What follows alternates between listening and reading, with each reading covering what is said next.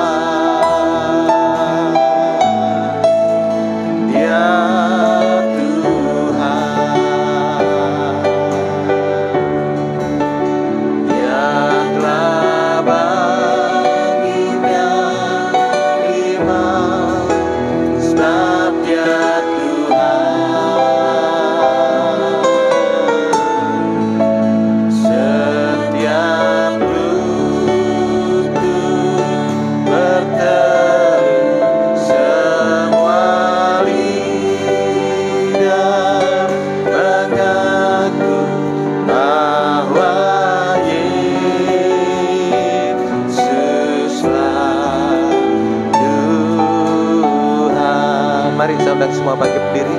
Kita nyanyikan ya Tuhan, ya Tuhan, ya Tuhan, ya Tuhan, yang telah bangkit dari mati, sebab ya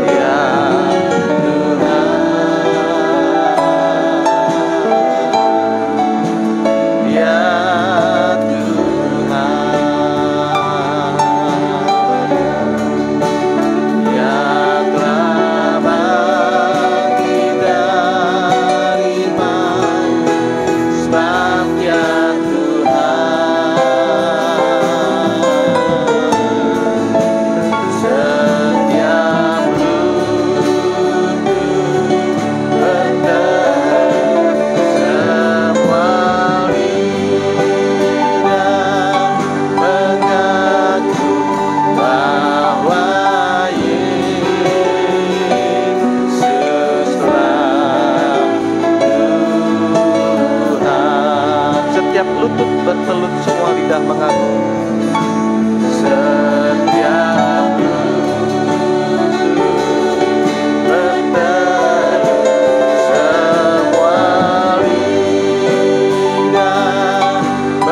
semua lidah mengaku bahwa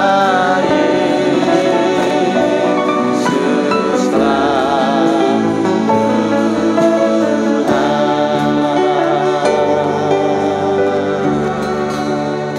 tundukkan kepala kita berdoa. Haleluya. Haleluya Tuhan. Haleluya. Itulah sebabnya Tuhan, kami tidak pernah mundur dari iman, pengharapan kasih kami kepadamu. Engkau sudah membuktikan Tuhan bahwa Engkau bangkit dari maut dan hidup Tuhan, sehingga tidak ada lagi Tuhan keraguan dalam kehidupan kami. Selalu kami menaruh pengharapan kami kepada Engkau Tuhan. Engkau hidup sehingga ada pengharapan bagi kami Tuhan, baik untuk hidup sekarang ini, masa depan yang indah, bahkan sampai kehidupan yang kekal. Itulah sebabnya saat ini Tuhan, kami bersyukur memiliki Allah seperti Engkau, sehingga Tuhan dalam setiap kehidupan kami berusaha dengan sungguh-sungguh untuk mengutamakan Engkau di dalam setiap kehidupan kami, terutama di dalam ibadah pelayanan kami, khususnya saat hari ini Tuhan, waktu yang sudah Engkau berikan kepada kami, sungguh-sungguh kami dapat pergunakan untuk kami dapat beribadah melayani Engkau. Itulah sebabnya Tuhan, kami menyerahkan ibadah ini dari awal hingga pada selesainya. Biar Tuhan sendiri yang hadir di tengah-tengah ibadah kami saat ini, untuk melawat kami, untuk Tuhan memberikan pelayanan bagi kami sebagai imam besar dan gembala agung yang senantiasa selalu ingin mencurahkan, oh Tuhan, kasih-Mu bagi kami saat ini. Terima kasih Tuhan, dan urapilah kami dengan kuat kuasa Roh Kudus-Mu, mulai dari pemimpin pujian, pemain musik, operator komputer, singer, juga seluruh sidang jemaat-Mu dimanapun mereka berada yang mengikuti ibadah ini secara langsung, juga di rumah-rumah, secara online juga. Tuhan berkati, supaya sekali lagi Tuhan, kami dapat merasakan lawatan Allah, urapan Allah ada di dalam kehidupan kami, sehingga kami mampu untuk memuji, mengagungkan, memuliakan nama Engkau, dan Engkau hadir di tengah-tengah kami untuk melakukan keajaiban bagi kami Tuhan. Terima kasih Tuhan, terima kasih. Kami juga menyerahkan hamba-Mu yang sudah juga Tuhan persiapkan untuk menyampaikan firman-Mu, juga urapi dengan kuat kuasa Roh Kudus-Mu, nyatakan kehendak-Mu Tuhan melalui pemberitaan firman-Mu, sehingga sungguh-sungguh firman-Mu adalah jawaban bagi setiap kehidupan kami saat ini. Terima kasih Tuhan, terima kasih. Kami juga teringat akan saudara-saudara kami yang mungkin masih dalam perjalanan di tempat ini juga, Tuhan, hentar mereka tiba di tempat ini dengan selamat, dan yang juga masih dalam rumah Tuhan, berikan kerinduan di dalam hatinya agar kembali mereka boleh beribadah melayani Engkau dengan setia. Nama-Mu dipermuliakan. Terima kasih Tuhan. Segala kuasa-kuasa jahat, kuasa iblis yang tidak mengganggu saat kami mau beribadah melayani Engkau, saat kami memuji, mengagungkan, memuliakan nama Engkau, dan khususnya nanti saat kami mendengar firman-Mu, yaitu lewat kuasa apapun juga Tuhan, kami bersatu hati memanggil nama-Mu yang berkuasa untuk mengusirkannya. Dalam nama Yesus pergi, darah Yesus yang berkuasa. Terima kasih Tuhan, terima kasih. Dari awal hingga pada selesainya ibadah ini, hanya kami serahkan di dalam nama Tuhan Yesus Kristus. Haleluya, amin. Silakan duduk. Salam sejahtera, dan saya ucapkan selamat pagi bagi Bapak Ibu yang sekaligus juga yang menyempatkan waktu untuk bisa beribadah melayani Tuhan saat ini. Untuk sidang jemaat, baik yang ada di rumah-rumah juga, selamat kita beribadah melayani Tuhan. Biarlah bahagia dan kasih Tuhan saat ini dilimpahkan di tengah-tengah kita sekalian. Puji Tuhan. Untuk memulai ibadah kita akan menyanyikan satu pujian bagi Tuhan, karena kita sudah memiliki Allah yang hidup, Allah yang sudah bangkit dari maut. Itulah Tuhan yang kita yakini saat ini adalah pribadi yang sungguh-sungguh memberikan satu pengharapan bagi kita semua. Untuk mengawali, kita nyanyikan satu pujian, Ku Bersyukur Padamu Tuhan.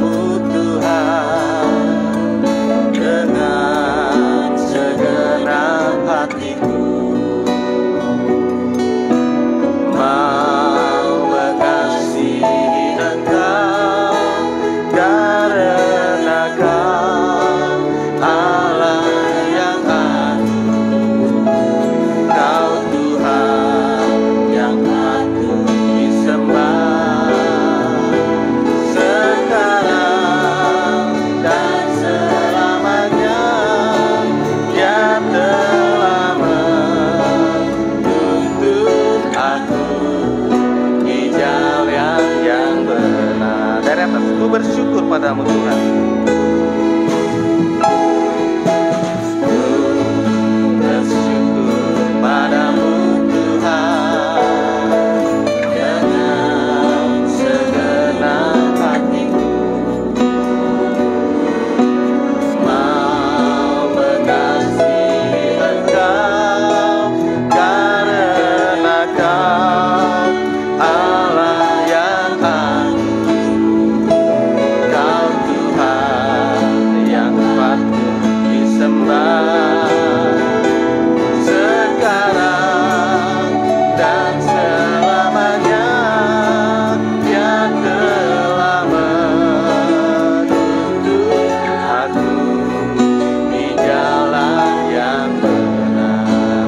Segenap bumi memuji Dia.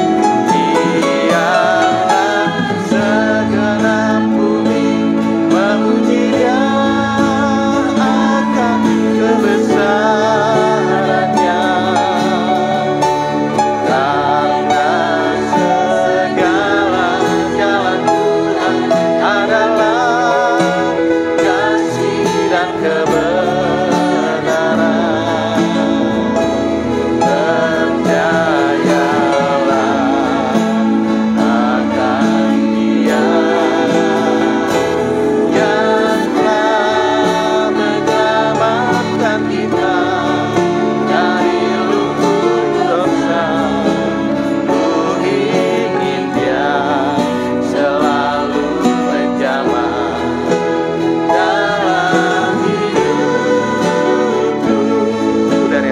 Bersyukur padamu Tuhan.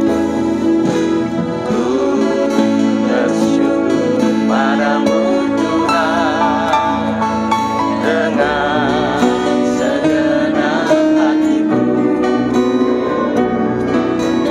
Mau mengasihi Engkau karena Kau Allah yang agung. Kau Tuhan yang patut disembah sekarang dan selamanya. Yang telah menuntun aku di jalan yang benar. Biarlah segenap bumi memuji Dia akan kebesarannya. Karena segala jalan Tuhan adalah kasih dan kebenaran. Percayalah akan Dia yang telah menyelamatkan kita dari lumpur dosa. Ku ingin Dia selalu menjamah dalam hidupku. Biarlah segenap bumi memuji Dia akan kebesarannya. Karena segala jalan Tuhan adalah kasih dan kebenaran. Percayalah akan Dia yang telah menyelamatkan kita dari lumpur dosa. Ku ingin Dia selalu menjamah dalam hidupku. Saat itu kita nyanyikan sekali dari atas. Ku bersyukur padamu Tuhan. Ku bersyukur padamu Tuhan dengan segenap hatiku. Mau mengasihi Engkau karena Kau Allah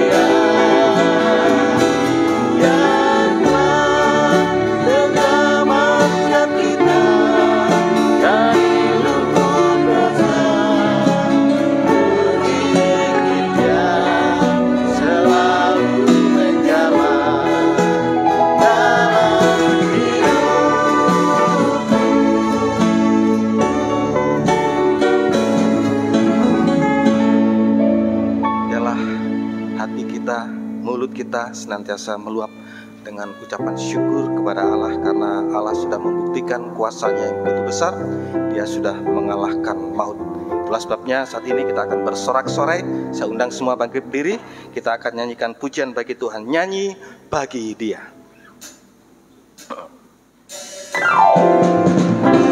Kita tepuk tangan.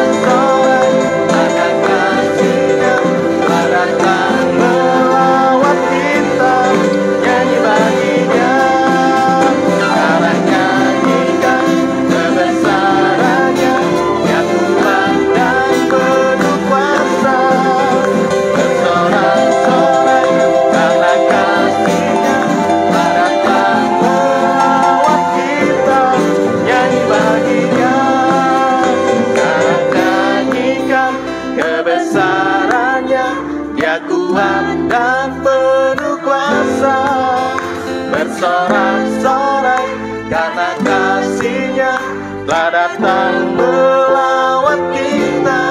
Nyanyi bagi Dia, sekarang nyanyikan kebesaran-Nya yang kuat dan penuh kuasa. Bersorak-sorai karena kasih-Nya telah datang melawat kita. Nyanyi bagi Dia, nyanyi bagi Dia,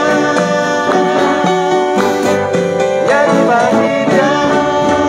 Silakan duduk. Puji Tuhan, kita sudah memuji, mengagungkan, memuliakan nama Tuhan. Tiba saatnya sebelum kita menikmati firman Tuhan, kasih Tuhan, saya memberikan kesempatan bagi Bapak Ibu yang ingin menyaksikan cinta kasih-Nya Tuhan melalui kesaksian, juga atau yang juga ingin mempersembahkan pujian bagi Tuhan, saya memberikan kesempatan. Ada Bapak Ibu yang menyaksikan cinta kasih Tuhan? Ada? Kalau tidak ada, tiba waktunya bagi kita untuk kita mendengarkan firman Tuhan yang adalah kasih Tuhan itu sendiri, pribadi Yesus. Kita akan nyanyikan untuk menyambut firman Tuhan dengan pujian Waktu Tuhan Tolong Saya.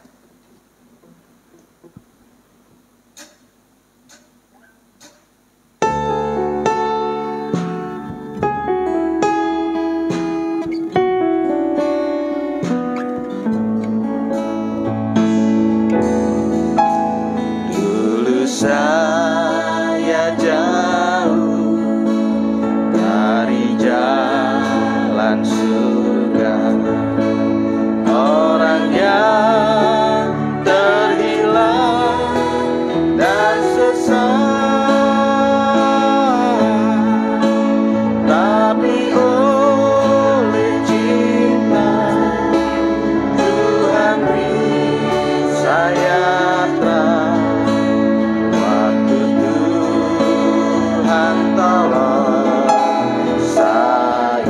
Waktu Tuhan tolong saya.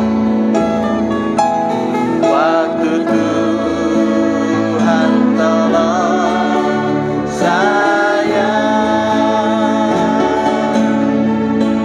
Waktu Tuhan tolong saya. Saya tersesatlah. Saya tersesatlah jika tidak ada Tuhan. Jika tiada Tuhan, waktu Tuhan tolong saya. Bait kedua, waktu putus asa. Waktu putus asa, Tuhan panggil saya dengan suaranya manis beduh. Dia lepaskan saya dari rantai dosa. Tuhan tolong saya. Waktu Tuhan tolong saya. Waktu Tuhan tolong saya.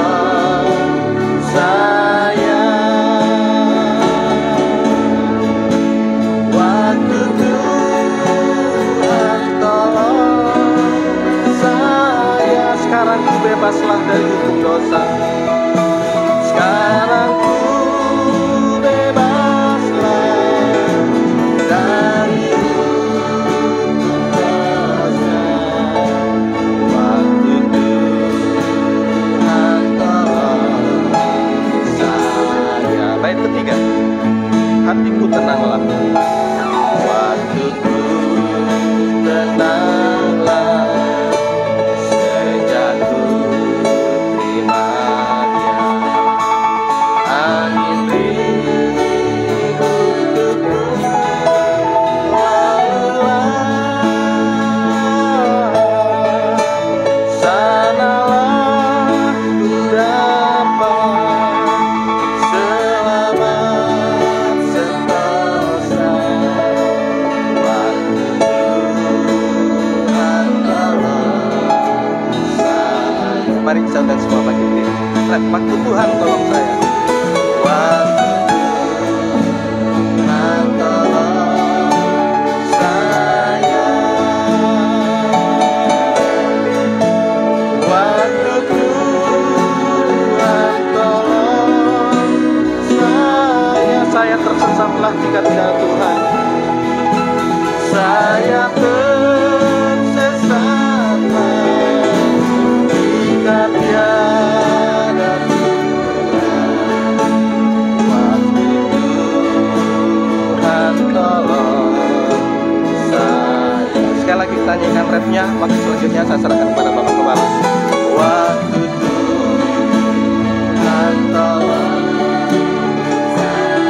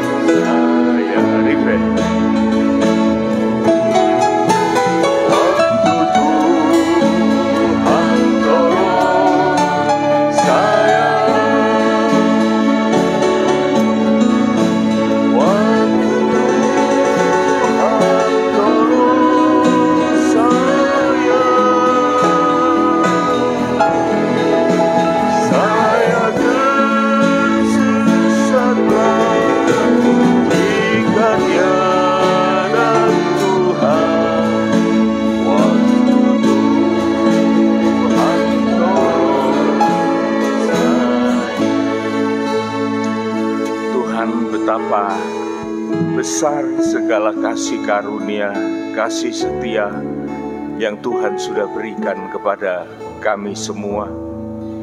Dan kami mengingat masa-masa yang lalu bahwa kami hidup di dalam suasana dosa, suasana yang terancam dengan hukuman-hukuman Allah.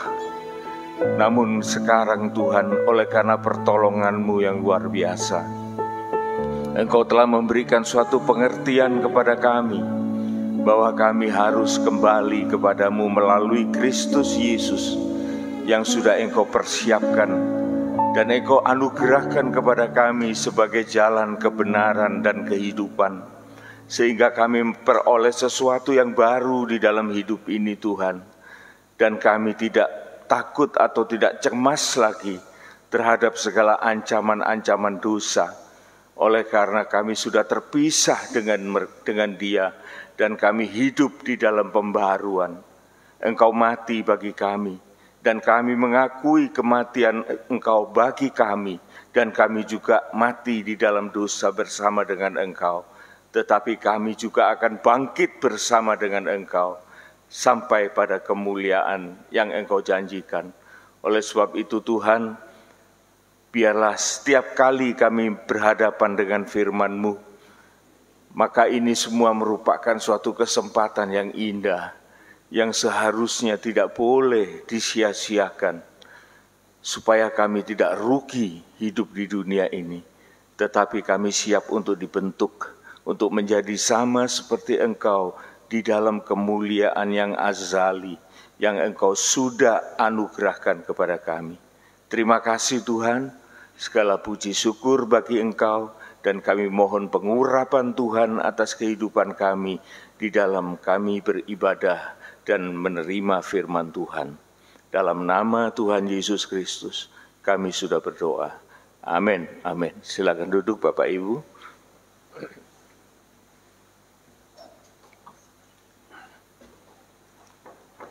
Nyanyian yang terakhir itu, saudaraku, merupakan suatu pengalaman hidup dari saya pada waktu saya baru kembali kepada Tuhan. Sejatinya saya mulai dari lahir memang sebagai orang Kristen, tetapi setelah saya menanjak menjadi remaja dan muda, maka saya tidak lagi ke gereja waktu itu. Dan saya betul-betul kalau tidak menjadi milik Tuhan, saya sudah pasti tersesat dan hancur. Ya. Saya masih ingat, saudaraku, sekalipun sudah lama saya itu meninggalkan gereja, meninggalkan persekutuan, tetapi oleh karena dari kecil, dari sekolah minggu, itu saya sering mendapat asupan firman Tuhan. Maka pada saat-saat saya mengalami suatu masalah, mengalami suatu godaan, mengalami suatu yang tidak menyenangkan hati, seringkali firman yang begitu sederhana dari sekolah minggu itu menggugah hati saya untuk saya tidak melakukan hal-hal yang buruk. Ini sungguh merupakan satu kemurahan Tuhan. Saya sendiri tidak mengerti kenapa kok bisa begitu. Padahal saya sudah lama meninggalkan Tuhan. Tetapi sebagai milik Tuhan, dan saya merasa di dalam kehidupan selalu Tuhan itu meningkatkan. Baik itu rohani, baik itu jasmani. Saya diberikan suatu kesempatan yang sangat leluasa. Mulai saya masuk dalam kemudaan saya, menjadi kaum muda, nah saya baru kembali ke gereja. Itu pun saudaraku dengan motivasi yang sangat rendah, saya katakan. Kenapa? Saya pacaran. Dan istri saya ini anggota gereja. Dan kebetulan papanya ini, papa istri saya ini seorang pendeta. Waktu saya kenal sama dia, saya tanya, papamu kerja apa? Papaku pendeta. Nah saya terkejut waktu, pendeta. Lah kalau pendeta aku ini wis mursal ini ya apa gitu. Ya. Nah itu yang mendorong saya untuk saya kembali lagi. Kalau begitu saya harus belajar lagi supaya nanti kalau ketemu calon mertua saya bisa ngimbangi percakapan. Nah untuk itu saya ke gerejanya dia. Begitu saya masuk gereja itu, saudaraku, ketemu seorang hamba Tuhan yang menjadi gembala gereja itu, Bapak Pendeta Injuwono. Saudara yang pernah ke Surabaya, pernah beribadah ke Surabaya, tentu kenal itu Bapak Injuwono. Orang itu dikaruniai oleh Tuhan suatu karisma yang luar biasa.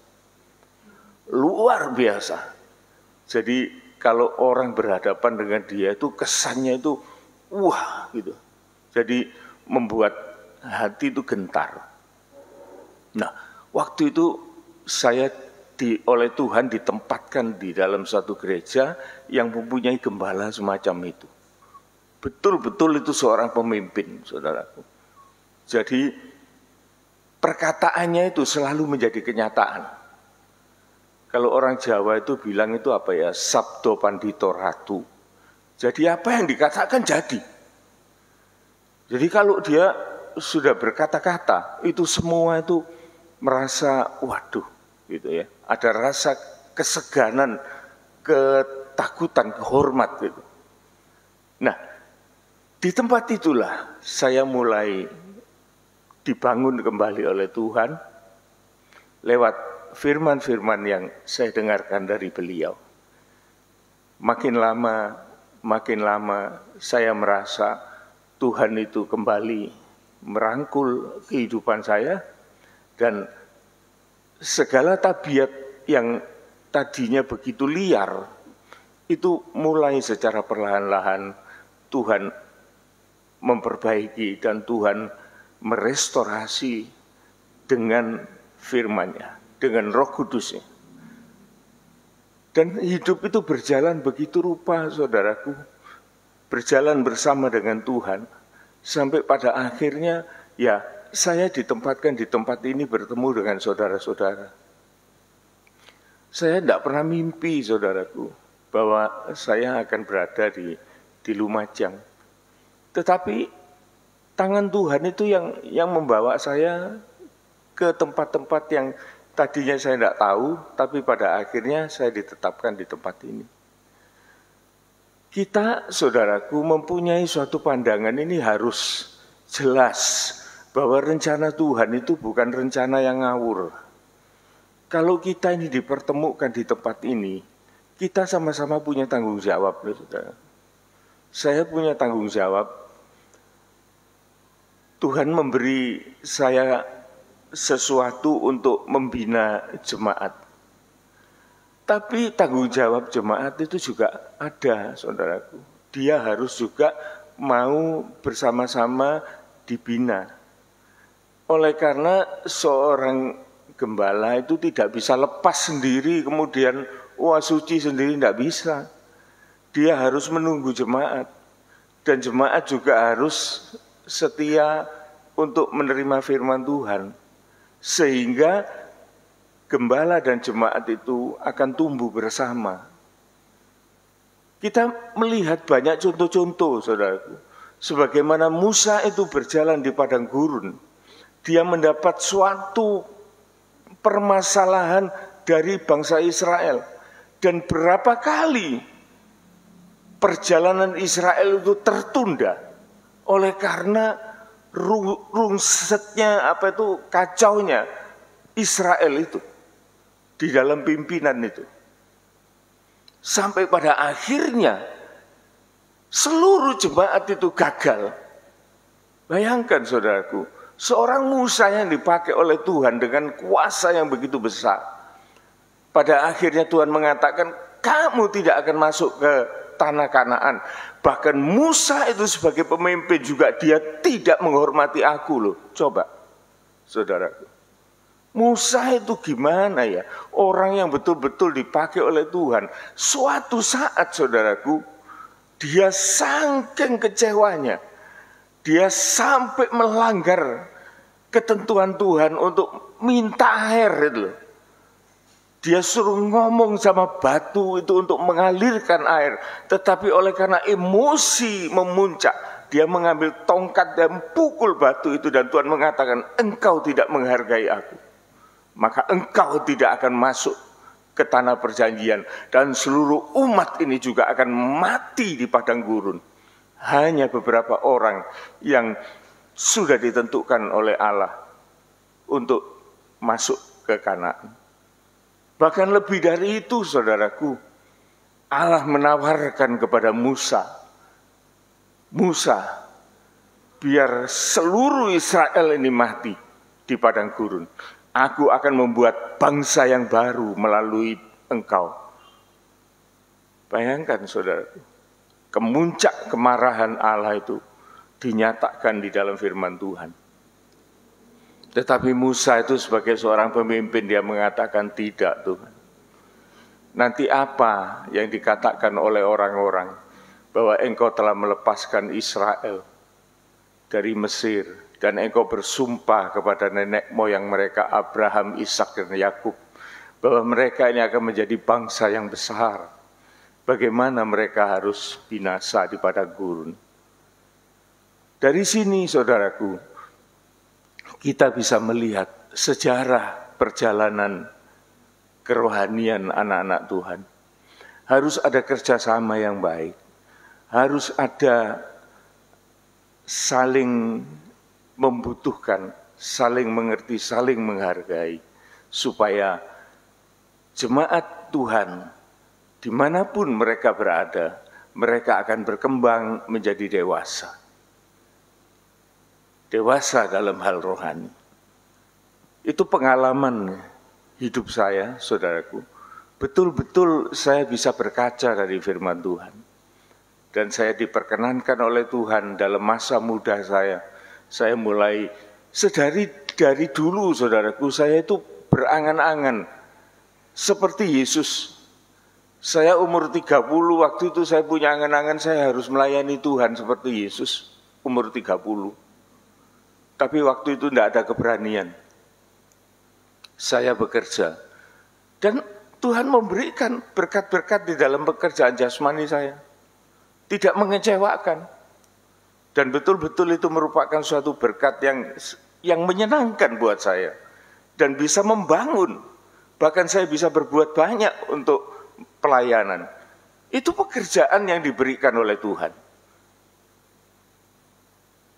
Sehingga saya bisa memelihara keluarga dengan baik dan mempersiapkan mereka untuk mereka masuk di dalam kedewasaan dan berumah tangga masing-masing. Ini semua adalah kasih karunia Tuhan.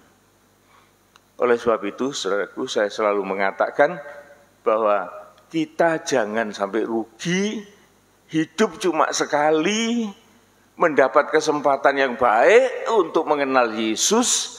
Jangan main-main. Manfaatkan itu. Manfaatkan itu. Ya. Oleh karena itu merupakan kasih karunia Allah. Selamat pagi dan shalom. Sebelum lupa, saudara ya. Saya akan mengajak saudara untuk membaca di dalam surat Roma pasal yang ke-6. Surat Roma pasal yang ke-6 ayat 9 dan 10. Oleh karena kita masih di dalam suasana Paskah, minggu lalu kita baru mendalami tentang Paskah, tetapi sekarang kita akan refreshing dan kemudian kita akan menerima dari Tuhan apa tugas kita setelah kita dikuduskan, setelah kita diampuni segala dosa pelanggaran kita. Apa yang harus kita lakukan setelah kita diterima menjadi anak-anak Allah? Apakah kita dibiarkan nganggur? Nah, ini yang harus kita pelajari, saudara ya. Ya, ayat 9. Karena kita tahu bahwa Kristus sesudah ia bangkit dari antara orang mati, tidak mati lagi, maut tidak berkuasa lagi atas dia. Iya, kebangkitan Yesus itu, saudaraku, beda dengan kebangkitan Lazarus. Beda dengan kebangkitan pemuda Naim. Beda dengan kebangkitan orang-orang mati pada waktu itu. Oleh karena mereka itu setelah dibangkitkan dari kematian, mereka menjadi tua dan mati lagi. Karena itu memang manusia biasa. Tetapi Yesus itu dikatakan yang sulung dari yang dibangkitkan. Dia tidak mati lagi. Itu bedanya. Oleh karena dia sudah hidup di dalam kesempurnaan sebagaimana yang akan kita terima. Memiliki tubuh kebangkitan yang dimuliakan. Dan kita nanti akan menerima sesuatu yang sama dengan Yesus. Jadi kita ini hidup ini, saudaraku, lahirnya itu satu kali. Bisa jadi kemungkinan, dan itu sangat mungkin, kita bisa mati 2 kali. Tetapi kalau kita ini lahir 2 kali, maka kita ini cukup mati 1 kali. Artinya begini, saudaraku. Kita lahir dari ibu kita, dari orang tua kita, 1 kali. Kemudian kita akan menghadapi tua, sakit, mati. Mati 1 kali. Tapi firman Tuhan mengatakan, baik orang yang baik, baik orang yang jahat, akan sama-sama dibangkitkan. Jadi kita hidup lagi, saudaraku. Tetapi orang yang baik, orang yang berada di dalam kehendak Tuhan, orang yang menjadi milik Tuhan, dia dibangkitkan untuk menerima kemuliaan. Jadinya mati sekali, saudaraku. Secara alamiah, setelah itu dia tidak mati lagi, seperti Yesus. Tetapi orang yang di luar Yesus, saudaraku, dia lahir dari ibunya 1 kali, dia mati 1 kali, dibangkitkan, setelah itu mati lagi di dalam hukumannya. Jadi, kalau kita ini sebagai milik Tuhan, kita tidak akan mati 2 kali, tetapi justru kita dilahirkan 2 kali. Dilahirkan dari ibu kita secara jasmani, tetapi kita juga akan dilahirkan melalui kematian dan kebangkitan Yesus. Kita sudah mengalami, selagi kita masih hidup di dunia ini, kita sudah mengalami kelahiran yang baru dari Tuhan. Sehingga kalau kita harus menjalani kematian, saudaraku, itu sesuatu yang alami. Tapi kita dibangkitkan dalam kemuliaan yang tidak akan dihukum dan tidak akan mati lagi. Beda dengan yang tadi. Lahir cuma 1 kali dari ibunya dan tidak pernah dilahirkan baru, tidak pernah mengalami keubahan dalam hidupnya. Dia mengalami kematian secara manusiawi 1 kali, dan kemudian dia juga mengalami kebangkitan untuk diadili, kemudian mati di dalam hukuman. Jadi saudaraku, jangan lupa ini. Kalau orang Kristen lupa ini, saudaraku, dan dia tidak memanfaatkan kelahiran baru yang dibina oleh firman dan Roh Kudus, dia diciptaan yang baru untuk melakukan perkara-perkara yang baik di dalam kehidupannya. Maka orang ini sungguh-sungguh orang yang rugi di dalam hidup ini. Saudara, ayo, saudara pernah mikir ini enggak? Jangan kita mati 2 kali, tetapi kita lahir 2 kali. Mati sekali untuk memenuhi kodrat manusiawi kita, tetapi Tuhan akan memiliki kita, Dia akan membangkitkan kita menjadi manusia yang dimuliakan, mendapat tubuh yang baru, dan kita tidak akan mati lagi. Saya tidak menjelaskan hal itu lewat pembacaan, tapi kalau saudara mau tahu itu, ayat-ayat itu ada di surat Wahyu, di kitab Wahyu. Saudara bisa baca itu kematian 2 kali. Mengerikan, saudara. Ya, karena kita tahu bahwa Kristus itu sudah bangkit dari antara orang mati, tidak mati lagi. Jadi ya hidup kekal, maut sudah dikalahkan, dan tidak ada kuasa lagi atas kehidupan orang-orang yang sudah diselamatkan oleh Tuhan. Terus lanjut. Sebab kematiannya adalah kematian terhadap dosa. Nah, dia sudah mati terhadap dosa. Kita pun juga harus mati terhadap dosa ini, saudaraku. Bahwa kita sudah tidak lagi membutuhkan dosa. Kalau kita dikatakan sebagai anak-anak Allah itu tidak berbuat dosa lagi, itu artinya anak-anak Allah itu bukan tidak bisa berdosa, tetapi dia punya kesadaran yang tinggi.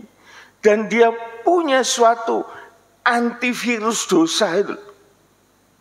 Sehingga dia pertama, dia tidak ingin lagi berbuat dosa. Kalau orang mati itu kan sudah tidak punya keinginan, saudara. Jadi terhadap dosa, kita itu harus mati. Supaya kita itu tidak cawe-cawe lagi tentang dosa. Supaya kita itu tidak mempunyai pikiran yang najis terhadap dosa. Mati terhadap dosa. Ini yang dimaui oleh Tuhan. Orang yang mati dari dosa, maka dia tidak berbuat dosa. Itu artinya, saudaraku, dia tidak punya keinginan lagi sebagai anak-anak Allah. Apalagi mengulangi terus-menerus seperti babi dan anjing. Jadi orang yang betul-betul dia itu di dalam rawatan firman, mendapat rawatan dari Roh Kudus, berubah, saudaraku. Jalan pikirannya, angan-angannya, perkataannya, cara dia memandang orang, cara dia berkata-kata, itu semua diubahkan. Beda dengan waktu saya belum kembali kepada Tuhan. Mulut ini gampang sekali memaki orang. Apalagi kalau orang itu saya anggap menyakitkan hati, wah langsung saya balas ya. Hampir saya celaka loh saudaraku dalam hal itu. Saya masih ingat ada suatu pengalaman dalam hidup saya. Pada waktu saya mengalami suatu masalah di dalam pekerjaan, orang itu tidak terima, saudaraku. Dia mulai berdialog dengan baik-baik, tapi kemudian saya rasakan, loh, orang ini ngomongnya nggak enak, ngancam. Ngancamnya itu, saya masih ingat dia itu ngomong gini, ingat ya Pak, apa yang saya katakan ini mesti diingat. Saya pikir, loh, ingat apa? Saya waktu itu juga masih belum sempurna di dalam pengikutan saya kepada Tuhan. Langsung saya balas. Saya katakan, kamu ini bodoh. Karena kamu tidak bisa menerima suatu argumentasi dari orang. Dan kamu itu, waktu itu bukan saya katakan bodoh, goblok saya katakan. Kamu itu goblok. Karena kamu tidak bisa menerima argumentasi orang. Orang itu tambah marah, saudara. Dia marah, dia mengatakan, saya malam ini mau datang ke rumahmu. Saya bilang, silakan kamu datang dan saya tunggu di luar. Sungguhan, saudara, datang. Waktu dia datang, dia ternyata orang yang berani juga. Dia datang tidak membawa teman, sendirian dia datang. Saya bukakan pintu, mari masuk. Kita ngomong lagi. Ngomong lagi juga tidak ketemu ujung pangkalnya. Dan dia ngancam lagi. Saya bilang, silahkan. Apa yang akan kamu lakukan, saya akan layani. Besoknya, dia datang, tapi bukan dia. ada oknum datang, bawa pistol, bawa pistol. Saya suruh masuk dia, masuk. Dan dia mulai menekan. Saya bilang, waktu itu saya juga bongol, entah gimana, saya itu kok punya pikiran itu enggak pikir panjang. Saya bilang, sesukamu, apa yang mau kamu lakukan, lakukan. Saya siap. Akhirnya oknum ini juga waktu dalam pembicaraan itu dia berpikir juga. Dan akhirnya dia bilang, saya akan kembali kepada orang itu dan saya akan menyampaikan apa yang kamu katakan. Sampaikan. Nah, orang ini kembali ke orang yang bermasalah dengan saya. Dan akhirnya, saudaraku, orang yang bermasalah ini mengatakan kepada oknum itu, sudah begini, pekerjaan itu sudah merupakan sesuatu yang gagal dan kegagalan itu sudah diselidiki oleh para ahli. Sampai dia manggil, saudaraku, jadi saksi-saksi ahli itu dari universitas di Surabaya ini untuk menganalisa kegagalan itu kenapa. Dan tidak ditemukan suatu kesalahan di dalam pekerjaan, tetapi material. Justru material itu yang dipilih oleh orang itu sendiri. Sehingga pada akhirnya kelihatannya orang itu mulai mau berpikir dan dia mengatakan, saya sudah mengalami suatu kerugian dan saya mesti harus membayar kepada kamu biaya-biaya pekerjaan dan juga biaya-biaya material yang sudah kamu pasangkan di pekerjaan itu. Sekarang saya cuma minta satu, dia bilang. Bebaskan itu semua supaya saya tidak terlalu rugi dalam hal ini.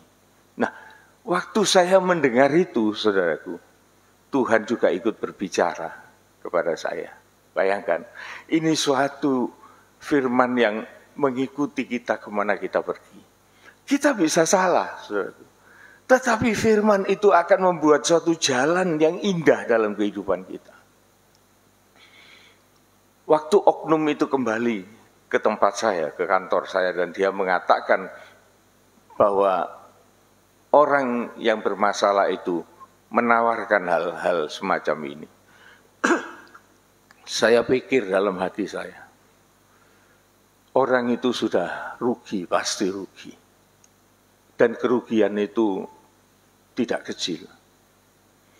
Kalau saya hanya sudah memberikan beberapa bahan untuk dipasang di suatu proyek itu.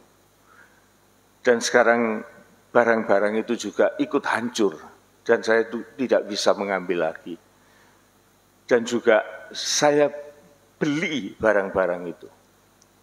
Jelas saya juga rugi dalam hal ini. Dan saya juga mengerjakan pekerjaan itu.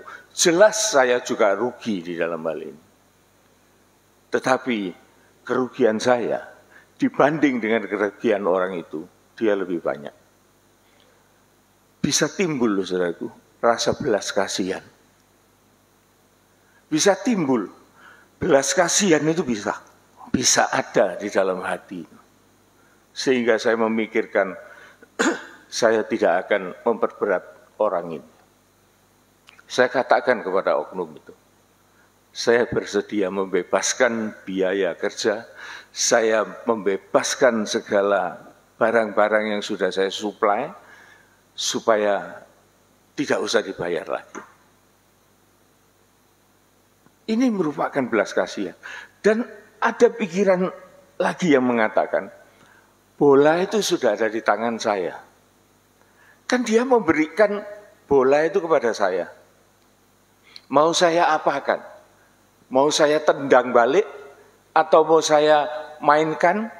Atau saya tendang keluar lapangan? Saya pikir, kalau kita ini sebagai orang yang tidak menerima firman Tuhan, maka hati kita ini menjadi hati yang keras. Dan seringkali kita akan tetap menggunakan bola itu untuk kita mainkan. Tetapi waktu itu Tuhan mengatakan kepada saya, tendang aja keluar.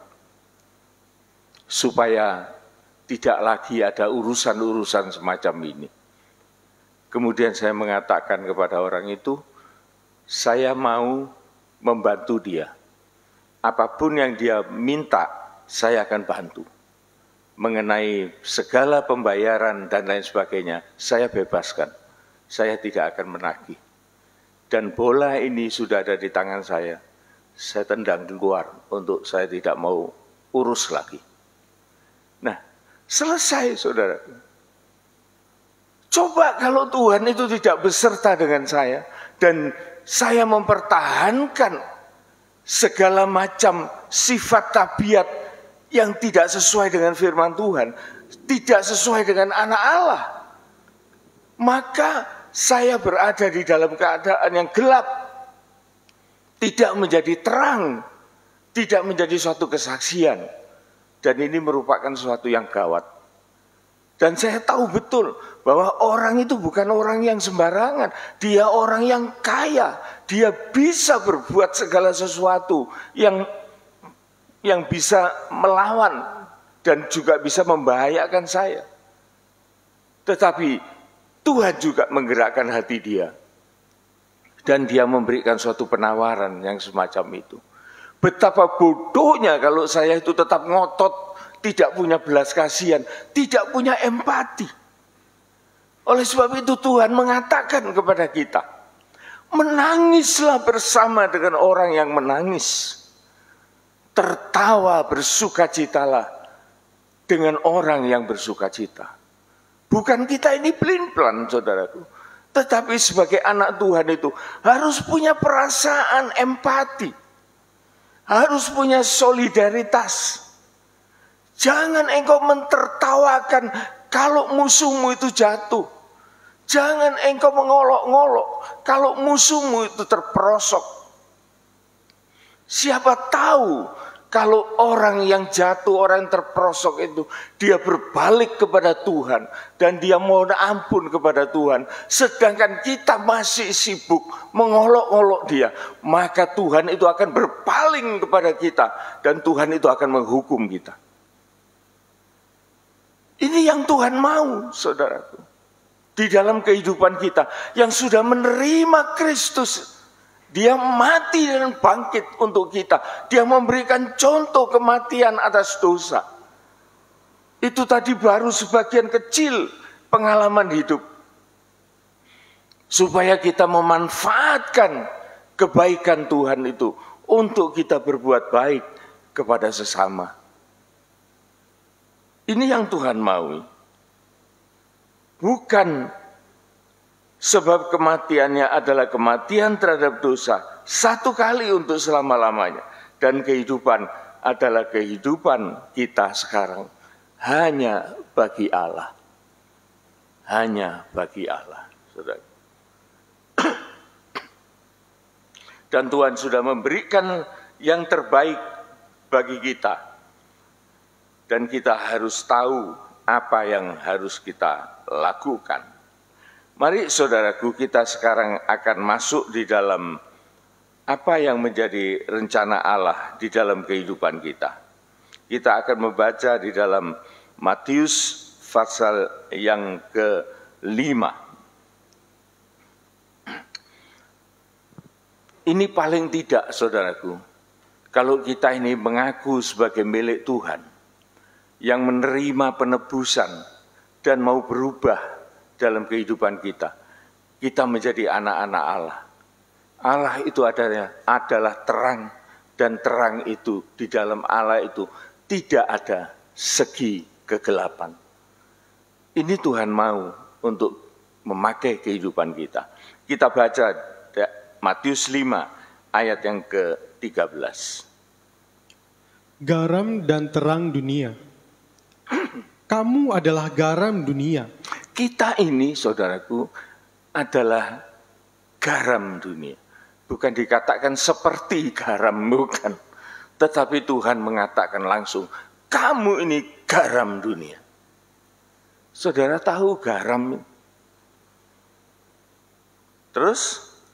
Jika garam itu menjadi tawar. Iya, kenapa garam itu bisa tawar? Saya tidak pernah ketemu garam itu tawar. Garam itu selalu asin. Tetapi kapan garam itu menjadi tawar? Kalau salah pergaulan, saudara. Dia terlalu banyak bergaul dengan dunia. Sehingga dia terpengaruh kembali lagi kepada dunia ini. Sehingga dia tidak mempunyai rasa asin lagi. Ini kita harus waspada, saudaraku. Makanya di dalam gereja itu perlu persekutuan. Supaya kita itu selalu saling menggarami satu dengan yang lain. Dan kita ini dimanapun kita berada, kita menjadi satu konsentrasi garam yang kuat. Kapan garam itu hilang asinnya? Kalau dia terpecah unsurnya. Ya mungkin sedikit saya akan ngomong secara akademisi. Garam itu ada persenyawaan dari natrium klorida, NaCl rumusnya. Tetapi kalau NaCl ini Na-nya dipecah, Cl-nya keluar, maka sifatnya ini berubah. Tidak ada asinnya lagi, tetapi malah dua-duanya ini menjadi racun. Natriumnya jadi racun, kloridanya juga menjadi racun, tidak bisa dimakan. Tetapi anehnya kalau persenyawaan ini terjadi, justru dibutuhkan untuk tubuh kita yang selalu membutuhkan garam. Tidak ada orang yang tidak butuh garam. Coba tidak makan garam, lemes saudaraku. Tetapi garam ini akan tidak bermanfaat sebagai garam kalau dia itu terpecah. Demikian juga dengan gereja Tuhan. Kalau sudah ada perpecahan di dalam gereja, sudah jangan harap menjadi garam. Menjadi racun dia. Saling meracuni orang. Ini baru dikatakan kapan garam itu menjadi tawar. Mau diasinkan lagi pakai apa? Karena sudah pecah belah. Oleh sebab itu kita perlu kerukunan di dalam firman Tuhan. Perlu damai di dalam firman Tuhan. Seperti apa yang saya ceritakan itu. Jadi ada roh pendamai di dalam kehidupan kita. Kita tidak menanggapi sesuatu yang buruk dengan keburukan. Tetapi kita akan menanggapi suatu keburukan itu dengan kebijakan, dengan hikmat Allah. Sehingga kita tidak menambah kerusakan. Tetapi kita akan menanggulangi pembusukan. Pembusukan ini berarti kekacauan, pertengkaran, permusuhan, dendam di dalam kehidupan kita. Garam ini saudaraku berbicara tentang perdamaian. Hendaklah segala pembicaraanmu itu jangan hambar. Supaya digarami. Dan supaya tiap kali kamu berbicara, maka kamu seperti berbicara membawa firman Allah. Itu maunya Tuhan. Jangan hambar. Ya. Ulangi 13. Kamu adalah garam dunia. Iya. Jika garam itu menjadi tawar, dengan apakah ia diasinkan? Tidak ada lagi gunanya selain dibuang dan diinjak orang. Kalau kita tidak bisa berfungsi sebagai garam dunia ini, saudaraku, maka kita tidak bisa menunjukkan kapasitas kita. Kita tidak bisa menunjukkan kontribusi kita di dalam hal perdamaian. Sedangkan di dalam diri sendiri penuh pertengkaran. Bagaimana kita bisa menjadi saksi bagi dunia ini? Dan kita akan dibuang. Bukan hanya dibuang, diinjak-injak orang, dihina. Iku jarane Kristen kok gawe ini gegeran ae. Iku pendeta ambil pendeta bengkerengan. Jemaat ambil jemaat juga saling bermusuhan, saling tidak senang hati. Jemaat dengan gembalanya juga gitu. Tidak punya penghormatan, dan gembalanya juga gitu, tidak pernah menghormati jemaat. Padahal dia tidak bisa jadi gembala kalau tidak ada jemaat, kan gitu. Nah, kalau saya ini jadi gembala kemudian saudara tidak mau, saya juga tidak bisa apa-apa. Tetapi oleh karena saudara juga mau, saya juga mau, maka terjadi suatu fellowship, suatu hubungan yang baik, dan kita saling membangun. Gembala itu perlu dibangun oleh jemaat loh, saudaraku. Coba kalau jemaatnya itu dengar firman sama ngantuk-ngantuk, gembalanya bisa stres, saudaraku, pulang gendeng. Tetapi hiburan sebagai seorang gembala yang diberikan Tuhan kepadanya ialah bahwa ia bisa menyaksikan jemaat itu tertarik dengan firman Tuhan. Itu memberikan semangat bagi seorang pelayan Tuhan. Juga demikian dengan jemaat. Kalau firman itu membangun dan jemaat itu merasakan sesuatu yang dia peroleh dari firman itu, maka dia juga akan terbangun. Seperti kesaksian tadi, saya melihat pendeta saya, gembala saya terbangun. Oleh karena saya bisa menyaksikan bagaimana Tuhan luar biasa memakai kehidupannya. Jadi sama-sama dibangun, saudara, di dalam ibadah ini. Jadi kita paling tidak kita menjadi garam dunia. Saya akan memberikan suatu ayat kepada kita di dalam Roma pasal 12. Roma pasal 12 ayat 15, 17, 18 yang seperti tadi yang sudah saya katakan. 15. Ayat 15. Bersukacitalah dengan orang yang bersukacita. Ada perasaan empati, ya. Bersukacitalah kepada orang yang bersukacita, terus dan menangislah dengan orang yang menangis. Jadi ada perasaan solidaritas antara kita bersama. Harus saling memperhatikan dan juga jangan memberikan kesan bahwa kita tidak mempedulikan orang lain. Kalau ada orang yang susah, kita pun harus juga ikut menanggung kesusahan. Kalau melihat orang yang dalam sukacita, maka kita pun juga harus bersama-sama dengan sukacita. Ayat 17. Janganlah membalas kejahatan dengan kejahatan. Lakukanlah apa yang baik bagi semua orang. Lakukan yang terbaik maksudnya. Yang terbaik. Yang terbaik ialah kita membalas itu dengan hikmat Allah. Supaya kita tidak bertambah-tambah di dalam kejahatan itu. Kalau kita mendapat suatu kejahatan, maka balaslah itu dengan suatu kebaikan yang datang dari Allah, yaitu hikmat Allah. Supaya kejahatan itu tidak bertambah-tambah, menjalar kemana-mana. Ini bagi semua orang. Ayat 18. Sedapat-dapatnya kalau hal itu bergantung padamu, hiduplah dalam perdamaian dengan semua orang. Iya, ini ayat ini saudaraku yang menyadarkan saya di dalam suatu masalah yang gawat itu tadi.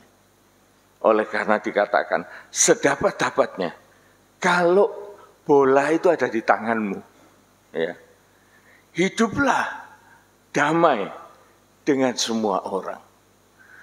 Oh saudaraku, firman Tuhan ini kalau kita turuti, maka akan menjadi suatu praktek nyata yang membahagiakan dalam hidup ini. Coba saja saya tidak menurut ini. Bola ada di tangan saya, ayo kita sekarang tendang gol-golan. Gak habis-habis, gak selesai-selesai urusannya. Salah-salah, saya sendiri yang kebobolan. Tetapi oleh karena hikmat Allah itu mengatakan, buat apa hal semacam ini kamu pertahankan berpanjang-panjang? Buang aja keluar, selesai. Toh kamu tidak akan menjadi miskin oleh karena ini. Dan orang itu juga akan tidak bertambah kaya oleh karena pemberianmu. Waktu itu saudaraku, hati ini damai saudaraku. Dan seizin Tuhan suatu saat saya ketemu dengan orang yang bermasalah itu di sebuah mall. Dia melihat saya melihat dia, dan dia menyapa saya dengan baik. Ternyata orang itu juga tidak punya hati yang terlalu jahat. Kalau saya tidak menurut Tuhan, maka orang itu menjadi orang jahat. Tetapi oleh karena saya mau berdamai dengan dia, ternyata orang itu bukan orang jahat. Dia yang menyapa dulu kepada saya. Ini merupakan praktek hidup, saudaraku. Jadi supaya kita menjadi garam, dan satu lagi, bukan hanya garam, kita baca ayat yang ke-14 dari Matius 5. Kita kembali. Kamu adalah terang dunia. Nah, kita terang dunia. Garam itu saudaraku ya, mumpung belum lupa. Garam itu mahal apa murah? Murah. Ya. Jadi kita ini jangan jual mahal menjadi garam. Garam itu asalnya dari mana sih, saudara? Dari laut. Air laut itu murah apa mahal? Murah. Tetapi untuk menjadi garam, saudaraku, dia harus keluar dari laut itu. Selama dia masih ada di laut, garam itu ikut air laut bergelombang, tidak karu-karuan. Tidak pernah sampai kapanpun dia itu menjadi garam. Tidak pernah. Jadi kalau kita ini mau menjadi garam, kita itu harus meninggalkan segala gelora dunia ini, segala kebusukan dunia ini, untuk kita keluar dari situ. Garam itu bisa jadi kalau dia itu ditempatkan di suatu tempat yang tenang. Kita ini semua dari dunia ini bergelora. Tetapi kapan kita bisa menjadi garam? Kalau kita ini mau ambil sikap teduh, saat teduh di dalam ibadah ini. Dan air laut yang dipisahkan itu ditenangkan. Dan kemudian dia disorot dengan cahaya matahari, yaitu kasih ilahi. Tidak enak saudaraku, panas. Supaya apa? Supaya terjadi penguapan air dari unsur itu. Sehingga kalau air itu yang tidak berguna itu sudah lenyap, maka baru kelihatan bentuk garam itu. Apa garam itu langsung putih, bersih? Tidak, saudara. Garam itu perlu dirawat. Oleh karena kelihatan garam itu, tingkat pertama ialah bukan putih, tapi coklat. Banyak lempungnya. Sehingga petani itu perlu untuk menyisir permukaan ladang garam itu. Dibuang kotoran-kotoran itu. Sehingga pada akhirnya nanti akan kelihatan kristal putih, yaitu garam konsentrasi yang sangat pekat. Maka itu yang berguna, saudara. Demikian juga dengan proses anak-anak Tuhan. Kita pertama harus meninggalkan gelora dari dunia ini. Kita jangan lagi terlalu terombang-ambing oleh permasalahan-permasalahan dosa dunia ini. Kita harus menepi. Kita harus masuk di dalam ladang penggembalaan, ditenangkan, disinari oleh cahaya matahari, terang Allah.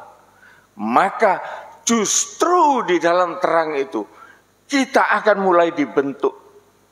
Kita akan melihat keburukan, kejahatan, melihat dosa-dosa kita, warna-warna coklat yang ada di permukaan garam itu. Dan itu perlu untuk dibersihkan, sehingga kita boleh menjadi kristal putih berkilau, yaitu garam yang kita hargai. Itu, saudaraku, perjalanan hidup anak-anak Tuhan. Kalau ia mau menjadi garam dunia ini. Kemudian kamu adalah terang dunia. Terus, kota yang terletak di atas gunung tidak mungkin tersembunyi. kalau kita ini mengatakan aku ini anak Tuhan, anak Allah, Allah itu terang. Dan kita juga menjadi anak Allah, satu genetik dengan dia. Kita menjadi terang dunia. Kita harus menjadi saksi di dunia ini, saudaraku. Dan Tuhan mengatakan kamu terang dunia. Terus, Lagi pula, orang tidak menyalakan pelita lalu meletakkannya di bawah gantang, melainkan di atas kaki Dian, sehingga menerangi semua orang di dalam rumah itu. di dalam rumah tangga kita, saudaraku, masing-masing anggota keluarga, entah itu bapak, entah itu ibu, entah itu anak, atau mantu, dan lain sebagainya. Maka mereka itu harus mempunyai fungsi sebagai terang di dalam rumah tangga itu. Dan Tuhan mengatakan tidak ada pelita itu ditaruh di bawah kolong atau ditutupi gantang, tetapi didudukkan di suatu tempat yang layak untuk apa? Memberikan sinar terang bagi seluruh orang yang berada di rumah itu. Terus, Demikianlah hendaknya terangmu bercahaya di depan orang, supaya mereka melihat perbuatanmu yang baik dan memuliakan Bapamu yang di surga. Jadi kemuliaan Allah itu juga ada di dalam kehidupan kita. Dan kalau kemuliaan Allah itu bisa kita refleksikan keluar, maka orang itu akan melihat kemuliaan itu kembali kepada Allah. Kita ini reflektor, saudaraku. Yang dibutuhkan ialah kebersihan. Dan Tuhan itu sumber dari cahaya. Apabila reflektor ini bagus, maka cahaya itu akan terpancar jauh dan akan bisa dilihat orang. Bagaimana kita ini bisa dilihat orang?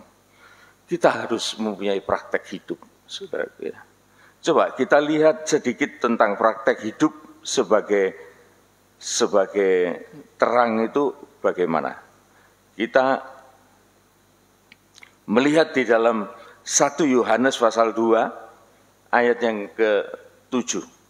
Ini ayat-ayat terakhir supaya kita tahu fungsi kita ini sebagai garam dan terang. Tetapi sebelumnya kita juga tahu bahwa kita ini harus bersekutu dengan kehendak Tuhan. Ayat 7. Perintah yang baru. Saudara-saudara yang kekasih, bukan perintah baru yang kutuliskan kepada kamu, Ini sebetulnya bukan perintah baru, saudara ya. Terus, melainkan perintah lama yang telah ada padamu dari mulanya. Perintah lama itu ialah firman yang telah kamu dengar. kita ini sebetulnya sudah sering mendengar, tetapi sering lupa gitu loh. Ya. Jadi kalau kita mau menjadi terang Tuhan, jangan kita melupakan firman. Supaya kita tidak lupa firman, ya kita sering-sering beribadah, tidak ada jawaban lain. Kalau kita tidak beribadah, kita sering-sering meninggalkan persekutuan. Lama-lama itu menjadi suatu kebiasaan dan juga kita tidak merasakan butuh lagi. Enak, saudaraku. Kan sering saya katakan orang beribadah itu perjuangan. Kalau kita tidak beribadah, tidak usah berjuang. Enak, hari gini saudara mau kemana minggu? Keluyuran. Tapi kenapa saudara mau di sini? Karena saudara mau untuk mengingat firman Tuhan. Ya. Perintah itu perintah yang lama, yang sering kita dengar, tapi sering kita lupa. Supaya kita tidak lupa, maka kita sering harus mendengar lagi. Kan gitu logikanya. Lah kalau kita sudah tidak mau mendengar, ya lupa. Saya sendiri kalau tidak baca firman Tuhan juga lupa kok. Manusia itu tempatnya salah dan lupa. Ingat itu. Kalau tidak salah pasti lupa, kalau tidak lupa pasti salah. Itu manusia. Oleh sebab itu harus tahu diri. Jangan meninggalkan ibadah dengan sengaja.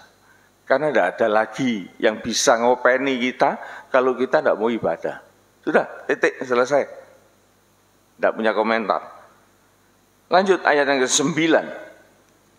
Barang siapa berkata bahwa ia berada di dalam terang, tetapi ia membenci saudaranya, ia berada di dalam kegelapan sampai sekarang. Nah ini, orang yang mengaku hidup di dalam terang Allah, saudara, tanda utamanya ialah dia itu mengasihi. Dia itu mengasihi. Kalau dia melihat istrinya, dia sangat mengasihi oleh karena dia tahu ini adalah pemberian Allah yang terbaik. Dan seorang suami itu sudah berikrar di hadapan Tuhan dan jemaat bahwa ia akan mengasihi seorang istrinya sebagaimana Yesus mengasihi jemaat. Itu hidup dalam terang. Bagaimana dia mengasihi anak-anaknya. Seorang bapak, seorang ibu. Oleh karena dia tahu bahwa kehadiran anak-anak itu adalah anugerah yang besar untuk melanjutkan keturunannya. Dan dia punya kewajiban oleh karena kasih itu. Dia mau berkorban segala-galanya untuk menyekolahkan, untuk merawat, untuk memberi asupan-asupan jasmani rohani yang baik kepada anak-anak. Bagaimana kita bisa mengatakan aku ini mengasihi Tuhan, sedangkan kita seorang suami tidak pernah ngopeni istrinya, istri pun juga tidak memperdulikan suaminya, orang tua tidak peduli anaknya, anak tidak peduli orang tuanya. Bayangkan saudaraku, kita ini masih beruntung pagi ini kita diperingatkan oleh Tuhan. Saya banyak melihat saudaraku, bagaimana orang itu sangat sengsara dalam hidupnya. Oleh karena dia tidak mengalami terang Allah. Hancur rumah tangganya, hancur kehidupan anak-anak keturunannya, hancur masa depannya. Tidak ada yang bisa diharapkan. Hidupnya hanya untuk memikirkan perkara-perkara yang menakutkan yang ada di depannya. Kegelapan itu sangat menakutkan saudaraku. Saya punya pengalaman hal itu waktu saya pergi ke Pacet, ke daerah pegunungan dengan istri dan anak saya. Saya masuk di jalan yang tidak saya kenal, pedesaan, banyak jurang-jurang. Waktu itu karena gelap suasananya, malam, saya terperosok mobil saya, roda sebelah kiri itu masuk ke dalam sesuatu yang saya tidak tahu ini apa ini. Tapi bayangan saya di dalam kegelapan, ini jurang ini. Saya tidak tahu dalamnya berapa. Dan saya berpikir kalau saya turun, bobot mobil ini akan cenderung ke kiri. Bisa jadi malah tergelincir, terguling ke dalam. Keputusan saya waktu itu, saya tidak akan turun.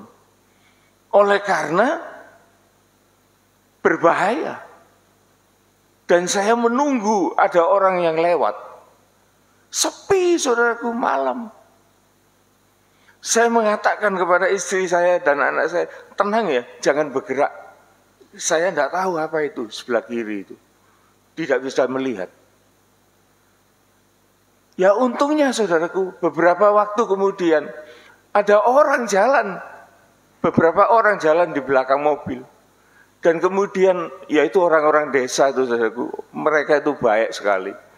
Dan dia jalan melewati mobil saya katakan, Pak, minta tolong tanya ya, sebelah itu apa? Oh, niku galengan sawah. Loh, saudaraku. Padahal saya itu sudah takutnya setengah mati kalau itu jurang. Padahal apa? Itu galengan sawah. Jadi pembatas sawah. Gelundungu di sana juga ya enggak apa-apa mestinya. Tapi oleh karena gelap, takut saudaraku. Dan orang-orang itu mengatakan, "Lu kok saged Pak, kepelosok ten mriku." Lah nggih wong peteng-peteng ya mboten ketinggal, saya bilang. Dan dengan sukarelanya orang-orang itu saudaraku menolong saya untuk ngangkat mobil itu kembali ke tengah. Ya Tuhan sediakan orang itu ada 3-4 orang sehingga mampu untuk memindahkan mobil itu. Dan kemudian dengan sukacita dan senang hati saya berikan persembahan untuk mereka. Dan mereka juga senang hati oleh karena mereka melakukan kebaikan dan menerima sesuatu berkat dari kebaikannya. Tetapi di sini yang saya tekankan bahwa kegelapan itu sangat menakutkan. Oleh karena kita tidak tahu apa yang ada di depan kita, apa yang ada di samping kita, sedangkan kita terperosok pada waktu itu. Dan kita perlu pertolongan. Ini kegelapan, saudaraku. Ayat berapa tadi? Barang siapa berkata? Ya. Barang siapa mengasihi saudaranya, ia tetap berada dalam terang, dan di dalam dia tidak ada penyesatan. Kalau kita ini jalan dalam terang, saudaraku, kita tidak mungkin tersesat. Bahkan kita bisa memimpin orang lain untuk berjalan menuju terang yang ajaib itu. Sederhana saudaraku, Tuhan itu tidak minta neko-neko dari kita. Terang itu mahal atau murah? Bisa jawab, terang itu mahal apa murah? Murah. Tapi kita bayar PLN mahal ya. Itu soalnya terang yang dibuat, terang yang direkayasa. Tetapi terang dari Allah itu murah, 24 jam matahari itu dipanjer, saudaraku. Bumi ini hanya muter-muter untuk menikmati cahaya terangnya itu. Tetapi manusia itu tidak puas dengan pemberian Allah. Hari itu kurang panjang. Dia ingin menambah jam itu. Nambah jam tidak bisa, nambah cahaya, bikin lampu, ya bagus-bagus saja. Tetapi semua itu ada resikonya. Kalau manusia itu sudah diatur 8 jam tidur, tetapi manusia itu tidak bisa tidur oleh karena masih mau menikmati dunia. 8 jam orang itu bekerja, maka orang itu tidak mau. Dia mau ngelembur, dia butuh cahaya, dia bikin lampu listrik. Mahal itu. Tetapi Allah itu begitu berkemurahan. Dia memberikan terang itu. Ya, lanjut. Tetapi barang siapa membenci saudaranya, ia berada di dalam kegelapan dan hidup di dalam kegelapan. Ia tidak tahu kemana ia pergi, karena kegelapan itu telah membutakan matanya. Buta, saudara. Jadi disinilah yang Tuhan mau dalam kehidupan kita. Sangat sederhana. Kita ini sebagai garam dunia. Kita ini garam dunia. Kita ini terang dunia. Pastikan itu di dalam kehidupan kita. Supaya kita mempunyai hati yang welas asih. Mempunyai hati yang damai. Suka berdamai. Tidak ada perpecahan. Tidak ada congkreh, kata orang Jawa. Dan kita mau dibina keluar dari dunia ini untuk kita berada di dalam perteduhan dan kita dibentuk menjadi garam yang sangat bermanfaat. Mencegah kebusukan, menyehatkan tubuh manusia dan makhluk seluruh dunia ini. Sehat oleh karena garam. Menjadi terang supaya kita tidak menghadapi ketakutan, supaya kita boleh memimpin orang-orang untuk berjalan menuju kebenaran, sebagaimana Tuhan itu mengatakan, akulah jalan kebenaran dan kehidupan. Dia sudah memberikan dirinya untuk kita.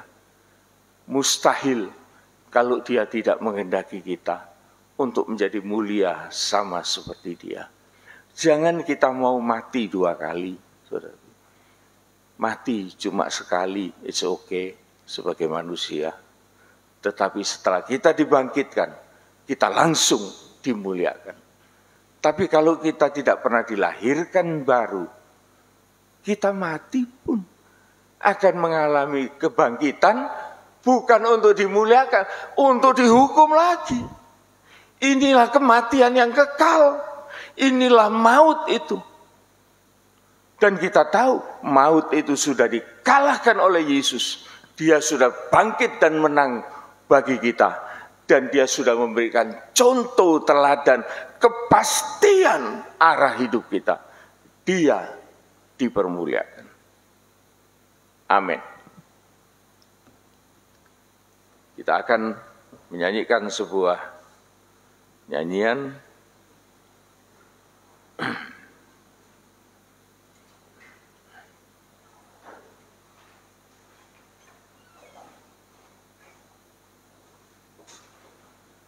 Alat Pendamaian 139 Shalom.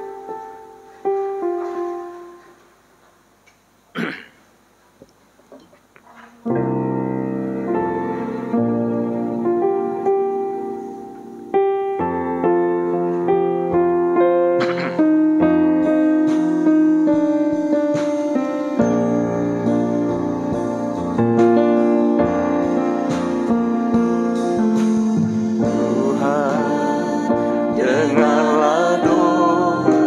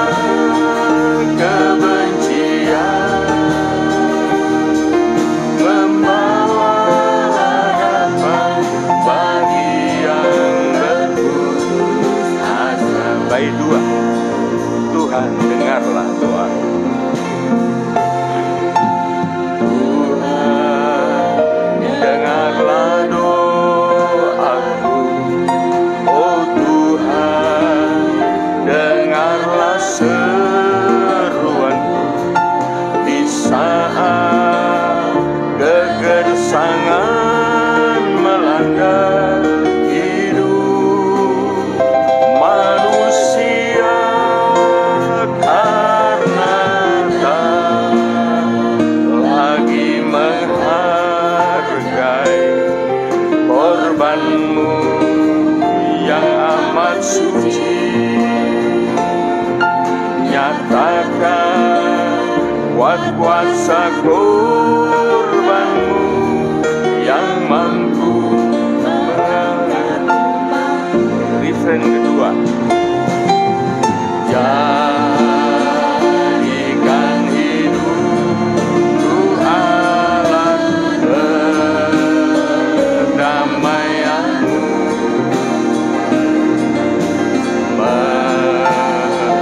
membawa terang di tengah kegelapan, membawa kesukaan di tengah kedukaan. Jadikan hidupku berguna bagi-Mu, Tuhan. Saudara, nyanyian ini liriknya terisi doa supaya kita menjadi terang, supaya kita membawa iman di tengah kebimbangan, kita membawa terang di tengah kegelapan, dan kita membawa sukacita di tengah penderitaan. Itu yang dimaui Tuhan bagi setiap kita, sidang jemaat. Mari kita bangkit berdiri, saudara. Kita nyanyikan ini sebagai suatu doa. Kita nyanyikan refrainnya, refrain ke-1, nanti disambung refrain kedua, ya.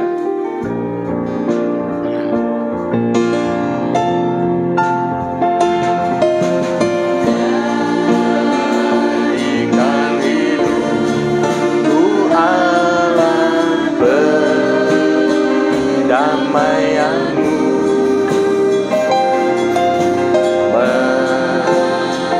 membawa iman di tengah kebimbangan,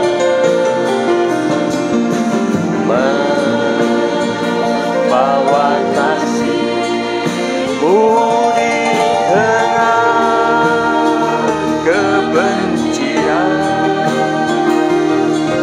membawa harapan bagi berputus asa.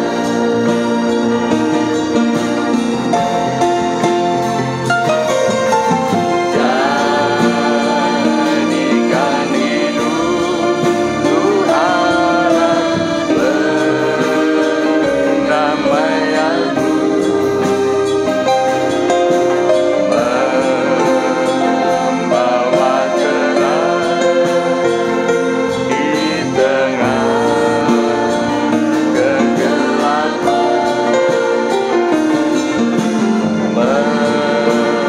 membawa kesukaan di tengah kedukaan. Jadikan hidupku berguna bagi-Mu, Tuhan. Refrain pertama.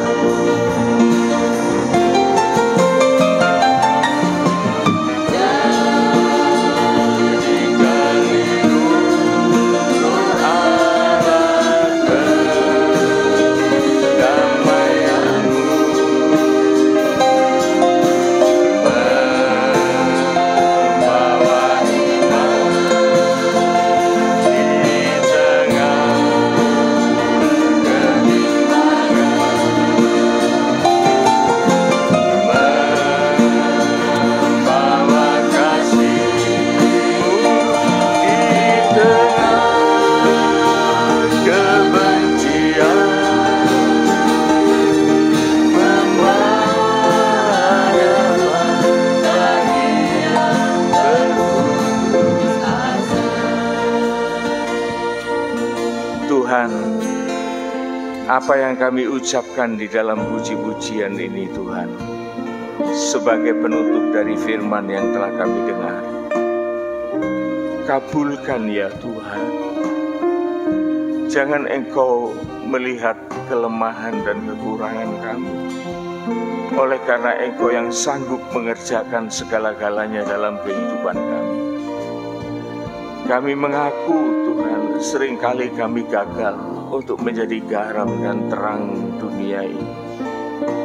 Tetapi saat ini kami diingatkan kembali supaya kami tidak membenci antara satu dengan yang lain, supaya tidak ada perpecahan, permusuhan, dendam, pertengkaran di dalam sidang jemaat, supaya kami boleh menyaksikan akan kebesaran kemurahan yang sudah Engkau anugerahkan kepada kami.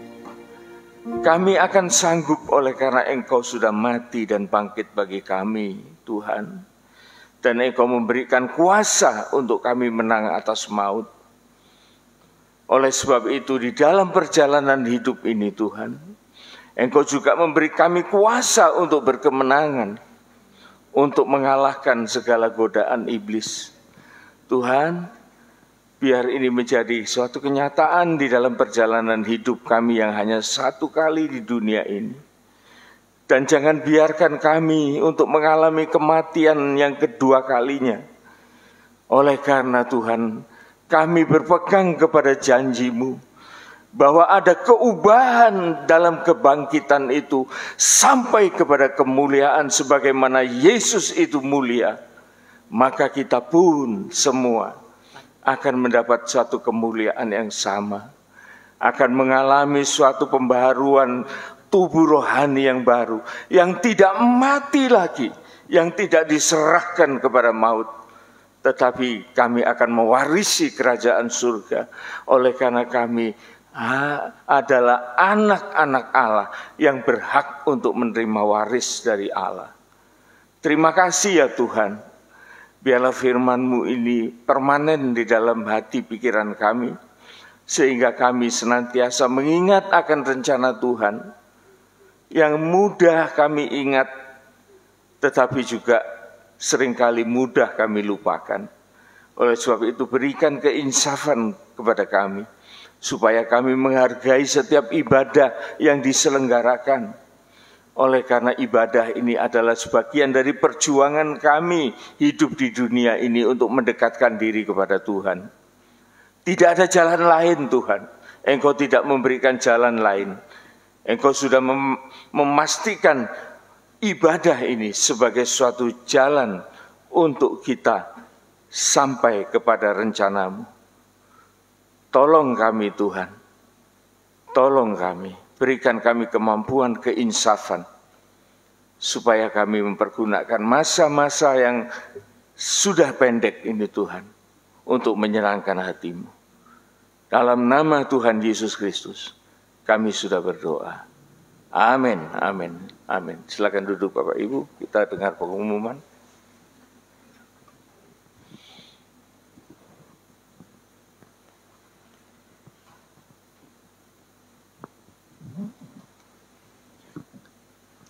Mohon waktunya sebentar Bapak Ibu Saudara sekalian.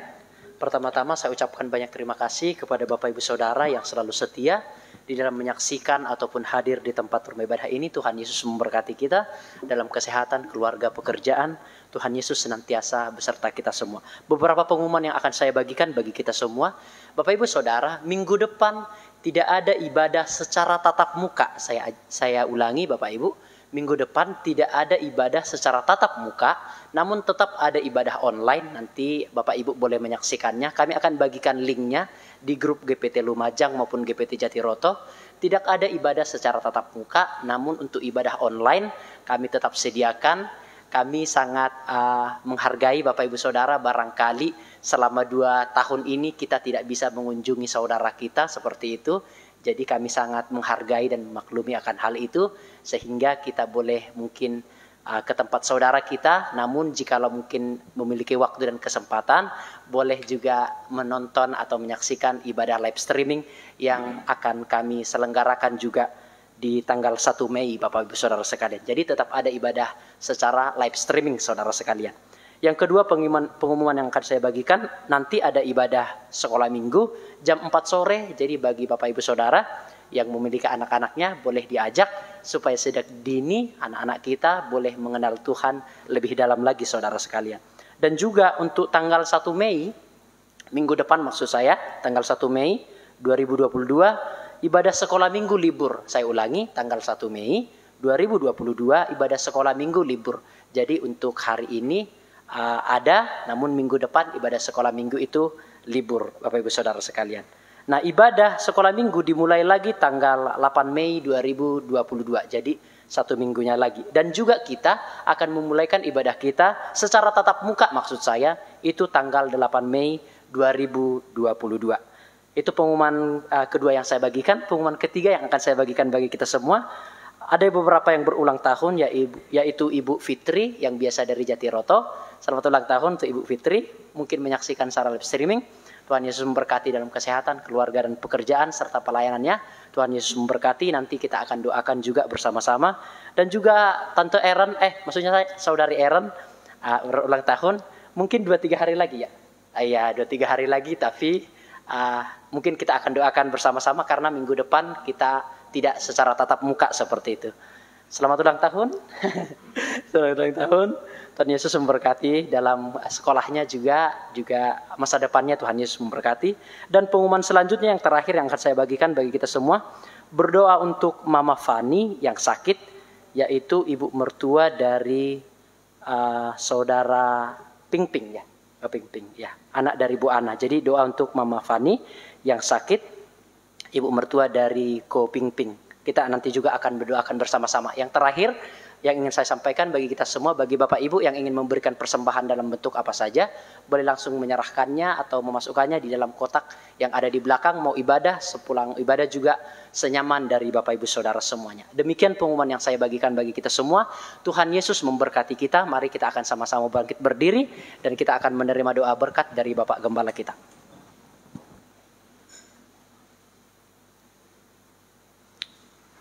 Sebelum kita meninggalkan tempat ini, kita berdoa dan bersukacita dalam merayakan ulang tahunnya, yaitu Ibu Fitri, Jemaat Jatiroto, ya, dan juga untuk Aaron yang juga sebentar lagi mungkin akan merayakan ulang tahunnya. Dan untuk Mama Fani yang sakit, yaitu mertuanya Bapak Pingping, ya, ini juga dalam keadaan sakit, perlu didoakan. Dan pengumuman-pengumuman lainnya yang berkaitan dengan libur Hari Raya Idul Fitri, banyak pembantu-pembantu kita yang kembali kepada desa masing-masing untuk merayakan Idul Fitri, hari bahagia itu. Dan kita juga kembali lagi ke pekerjaan yang klasik, yaitu melantai sendiri dan lain sebagainya, masak sendiri, sehingga kita akan kembali dalam kesibukan kodrat dari ibu rumah tangga dan lain-lain. Mari kita berdoa. Bapa di dalam surga, sebelum kami meninggalkan tempat ini, kami bawakan 2 saudara kami yang berbahagia melewati ulang tahun mereka. Engkau telah bertambah-tambahkan usia kepada mereka, dan juga hikmat marifat ilahi juga Engkau tambah-tambahkan dalam kehidupan mereka masing-masing. Untuk Ibu Fitri dan adik N, Tuhan, biar kiranya Engkau memakai 2 pribadi ini untuk menjadi garam dan terang bagi dunia ini.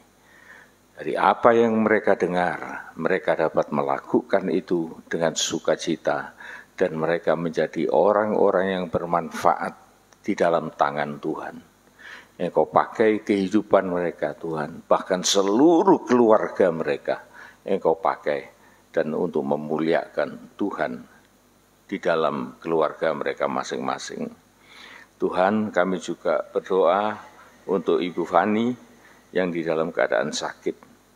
Engkau tahu Tuhan, dan Engkau juga maha hadir, Engkau hadir di sana.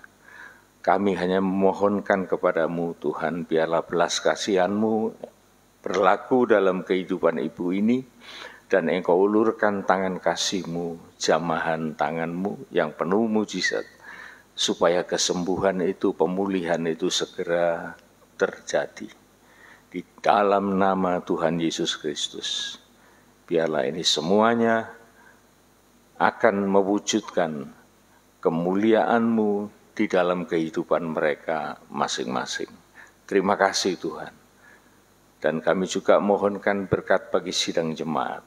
Sidang jemaat Jatiroto yang dikasih oleh Tuhan, terimalah segala berkat anugerah, kasih sayang, damai sejahtera, sukacita surgawi, keselamatan yang kekal dari Allah Bapa, Putra, dan Roh Kudus, menyertai kehidupan kita semua mulai dari hari ini, saat ini, sampai Maranatha Tuhan Yesus datang kembali.